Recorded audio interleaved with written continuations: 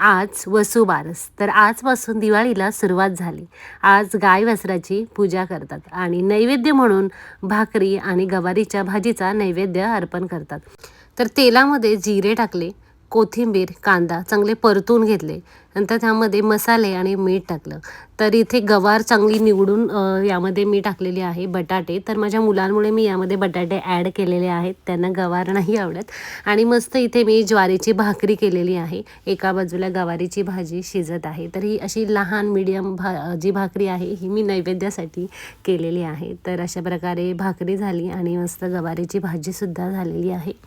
तर माझ्याकडे गाय वासराची मूर्ती आहे. तर त्या मूर्तीसाठी नाही ते एक छोटासा मी असा हार बनवून घेतलेला आहे.